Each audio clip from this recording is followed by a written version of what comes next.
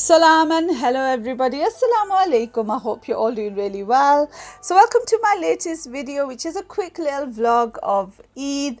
We went to the museum and mainly we've been preoccupied with what's been going on in Palestine, in Gaza in particular, and the Israelis bombing Gaza and killing loads of Palestinians. So not really been in the mood to vlog or record anything. Also been recovering from Ramadan. So just been a little bit distracted. What I'm going to continue doing is boycotting Israeli goods. This website that I'm sharing on screen, it's really useful for letting you know what to boycott and just to keep you up to date on how we can help fight the Palestinian cause. So what I really like about this is they've got like a few companies to target rather than targeting like thousands of companies. I'm sure you've all received lists of like companies that support Israel or work with Israel, and there's like all the companies in the world pretty much nearly, and you're like, how am I supposed to boycott these? But I like that they've got like a targeted boycott. So you've got like 5 or 6 companies there, like Israeli produce. So when you go to the supermarket, make sure you're not buying Israeli goods like the olives or olive oils or like avocados. Just make sure it doesn't say like from Israel or made in Israel or picked from Israel. Also, we've got HP. Unfortunately, my laptop is a HP laptop. I had no idea that they support Israel. Yeah, in future I will definitely not be buying their products, and I'm not going to throw my laptop away now. Yeah, definitely go to this website. Imagine if all of us who oppose Israel just stop buying things from these 5 companies. It's going to be a lot more effective than us trying to boycott thousands of different companies. And there's a lot of misinformation out there, so I think this is really useful. So I'm going to definitely be boycotting these 5 or 6 companies and like Israeli goods in the supermarket. But yeah, any others that I know off the top of my head, I'm going to try and stay away from as well. So if you can do the same, that'd be brilliant. That's if you oppose Israel. If you don't, then I'm not sure what you're doing here watching this. And also you can look at what you can do in your country to support Palestine. So let's do what we can, inshallah.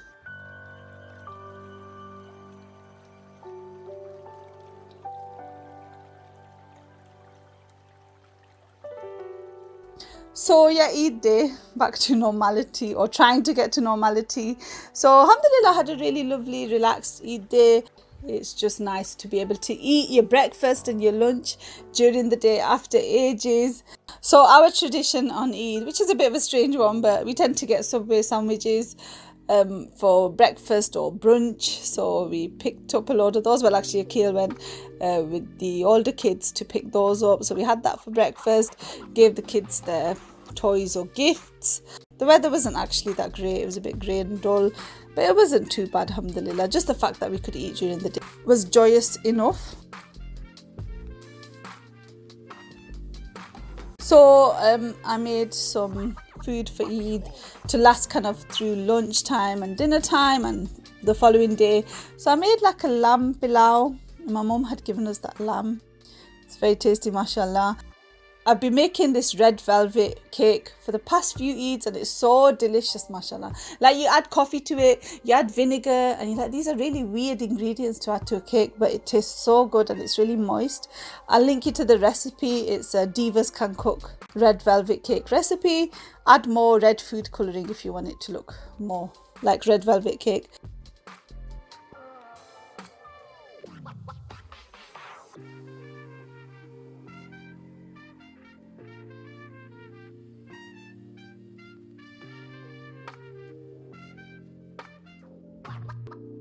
It was really all about food, as you can tell. That party time sign, it's quite cute. That was from Poundland.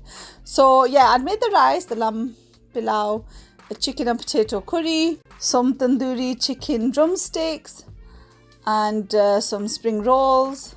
And we just stayed in and had a lovely, relaxed Eid.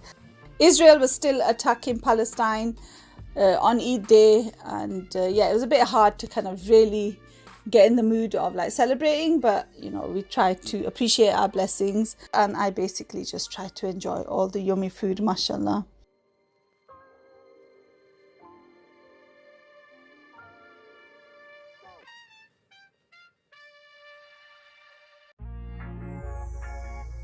So the only other day I've vlogged, we did our weekly shop after that, and there was nothing exciting apart from these ice creams. I went kind of all out. How nice does that ruby chocolate ice cream look? That was actually really tasty. These caramelized biscuit ice creams are a copy of the Lotus Biscoff ones. They're from Aldi and they're so yummy, mashallah, and these sea salted caramel ones were pretty delicious too. So because everything's kind of opened up again, like indoor entertainment and stuff, we decided to take the little ones to the museum. The older kids were at school at the time, and they really enjoyed it, like, because obviously this past year, sadly, they've not seen much. So even some like stuffed animals, they got really excited by, and they've got like a little live animal section. So we saw this lizard, and it was really, really pouring it that day. It was raining so much, my trousers, the bottom of my trousers were completely soaked, and I couldn't wait to get home after being out. But it was definitely worth it, and nice to see a bit of normality back, because lockdown was wonderful.